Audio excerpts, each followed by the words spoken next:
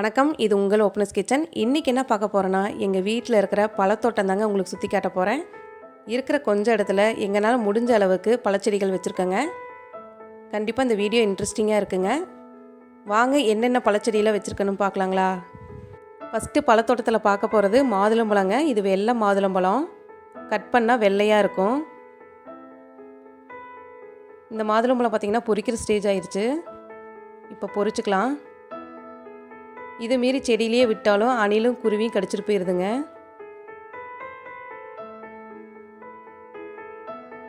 மாதுளம்பழத்தில் இரும்பு சத்து அதிகமாக இருக்கும். அடிக்கடி மாதுளம்பழம் சாப்பிட்றது ரொம்பவே நல்லது. அந்த பழமும் பொரிக்கிற ஸ்டேஜ் ஆகிடுச்சு, பொரிச்சுக்கலாங்க.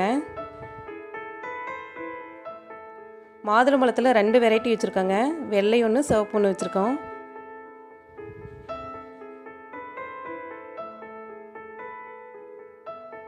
மாதுளம்பழம் சீசன் பார்த்திங்கன்னா செப்டம்பர்லேருந்து நவம்பர் வரையும். அந்த டைமில் தான் உங்களுக்கு காய் நிறைய பிடிக்கும்.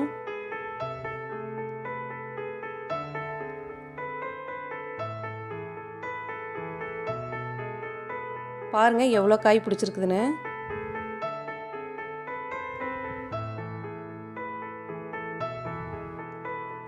அடுத்தது சிவப்பு மாதுளம்பழம் பார்க்கலாங்க.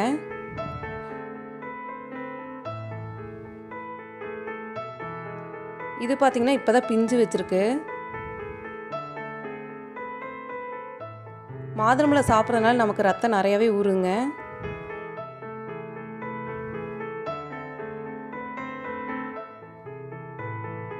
பிஞ்சு இப்போ தான் நிறைய பிடிச்சிருக்கு. பிஞ்சிலேயே பார்க்கும்போது அவ்வளோ அழகாக இருக்குது மாதுளம்பழம்.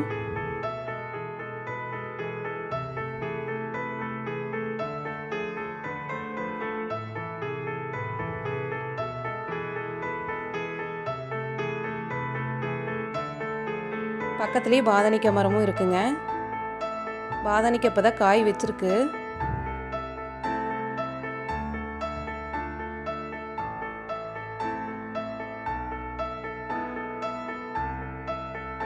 அடுத்தது எல்லாருக்குமே பிடிச்ச கொய்யாப்பழம் தாங்க பார்க்க போகிறோம். கொய்யாப்பழம் சாப்பிட்றதுனால நமக்கு நோய் எதிர்ப்பு சக்தி அதிகம் கொடுக்குதுங்க. கொய்யாப்பழத்தோட season October to December, March to ஏப்ரலுங்க. அந்த டைமில் நிறைய காய் வைக்கும். அடுத்தது நெல்லிக்காய் மரம் தான் பார்த்துட்ருக்கீங்க. பாருங்கள் எவ்வளோ கொத்து கொத்தாக காய்ச்சிருக்குதுன்னு. நெல்லிக்காய் பார்த்திங்கன்னா வருஷத்தில் எல்லா நாளும் நெல்லிக்காய் காய்ச்சிட்ருக்கோம் இந்த மரத்தில். ஊறுகாய் போடுறதுக்கு தாங்க இப்போ பொரிச்சிட்ருக்கேன். ஊறுகாய் ரொம்பவே நல்லாயிருக்கும் இதில் போட்டோம்னா. சாதமும் நல்லா இருக்குங்க இதில் செய்யும்போது.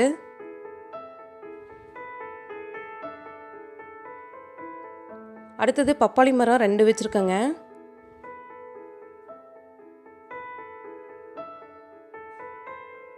இந்த மரத்தில் பார்த்திங்கன்னா எனி டைம் காய் இருந்துகிட்ருக்கோம். பப்பாளி சாப்பிட்றதுனால நம்ம கண்ணுக்கு ரொம்பவே நல்லது. ரத்தத்தையும் சுத்தப்படுத்துங்க.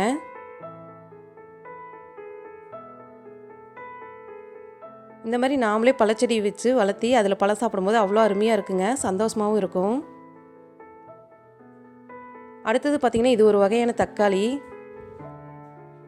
இதோட ஷேப்பே டிஃப்ரெண்ட்டாக இருக்கும்.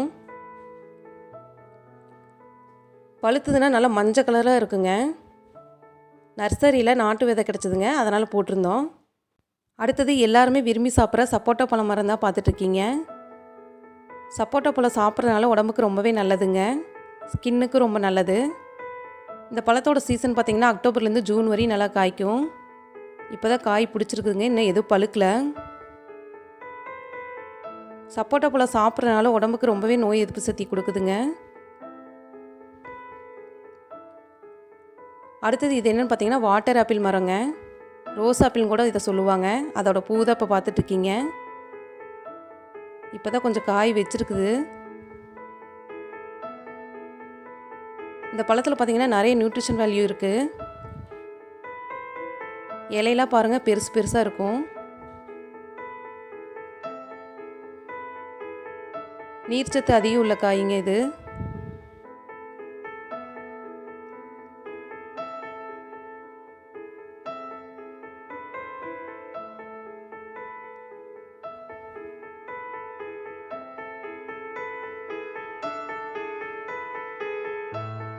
இதோட பழம் பார்த்திங்கன்னா இப்படி தான் இருக்கும், ரோஸ் கலரில் குருவி கொத்தி இருக்குதுங்க.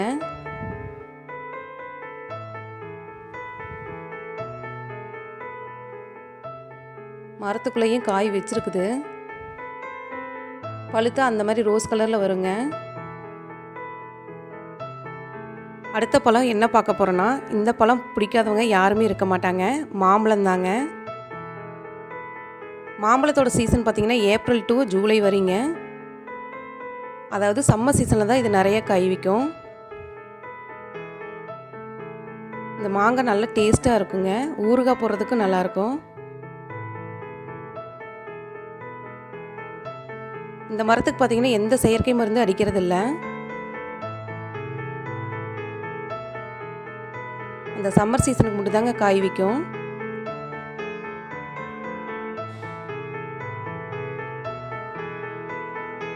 இப்போ தான் நல்லா காய் பிடிச்சிருக்கு.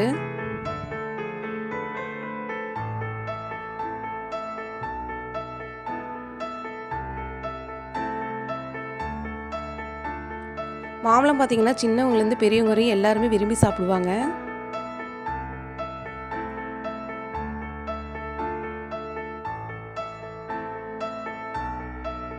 இது பெருசாகிறதுக்கு கொஞ்சம் நாள் ஆகுங்க.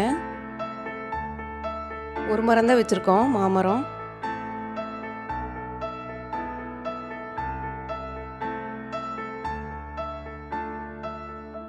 அடுத்தது வாழை மரம் தாங்க பார்த்துட்ருக்கோம். வாழை மரம் மேக்ஸிமம் எல்லோரும் வீட்லேயும் வச்சுருப்போங்க. இது தேன் வாழைங்க. வைக்கும்போது 2-3 கண்ணாக தாங்க வச்சோம். அதுக்கப்புறம் இடக்கண்ணு தெளிஞ்சு வளர்ந்துருச்சுங்க. மரம் பெருசாக இருக்கனால குச்சி வச்சு முட்டு கொடுத்துருக்கு. வாழைப்பழம் எல்லா சீசன்லேயுமே கிடைக்குங்க. மரம் பாருங்கள் எவ்வளோ பெருசாக இருக்குன்னு.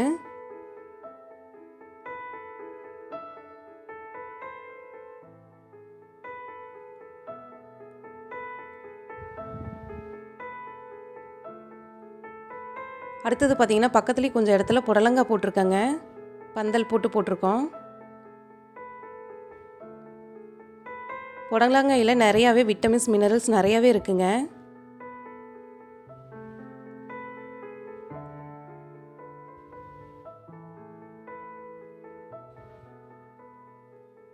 இது பெரிய புடலங்காங்க. ரொம்ப பெருசாக நீளமாக இருக்கும். நல்லாவும் டேஸ்ட்டாகவும் இருக்கும். அடுத்தது புடலங்காய் செடி பக்கத்துலேயே எலுமிச்சம்பழம் வச்சுருக்கோங்க. எலுமிச்சம்பழம் மரம் எல்லார் வீட்லேயுமே இருக்கும். வீட்டுக்கு தேவையான எலுமிச்சம்பழம் இதுலேருந்தே பறிச்சுக்குவோங்க. எலுமிச்சம்பழம் வெயிட் லாஸ்க்கு ரொம்பவே ஹெல்ப் பண்ணுங்க. ஸ்கின்னுக்கும் நல்லாயிருக்கும். காய் இப்போ தான் நிறைய வச்சுருக்குதுங்க. எந்தெந்த சீசனில் என்னென்ன பழம் கிடைக்குதோ அதெல்லாம் கண்டிப்பாக சாப்பிட்ணுங்க. உடம்புக்கு ரொம்பவே நல்லது.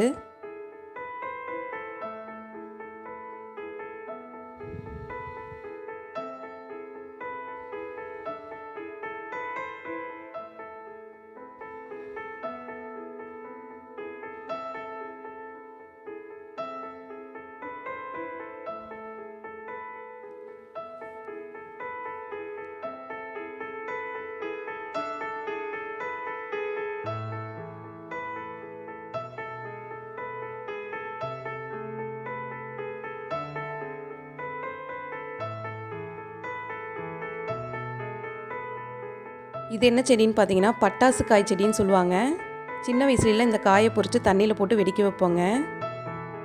வாய்க்கால் வரப்புலாம் நிறைய முளைச்சிருக்கும். எப்போதும் ஈரமாக இருக்கிற பகுதியில் பார்த்திங்கன்னா இந்த செடி நிறையாவே முளைச்சிருக்குங்க.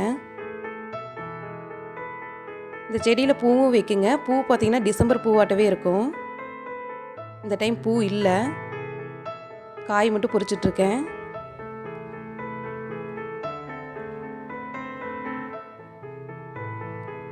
காயெல்லாம் பாருங்கள் எவ்வளோ தூரம் காஞ்சிருக்குதுன்னு. இப்போ தண்ணியில் போட்டு கட்டுறோம் பாருங்கள். காய் காஞ்சதுக்கப்புறம் தாங்க வெடிக்கும்.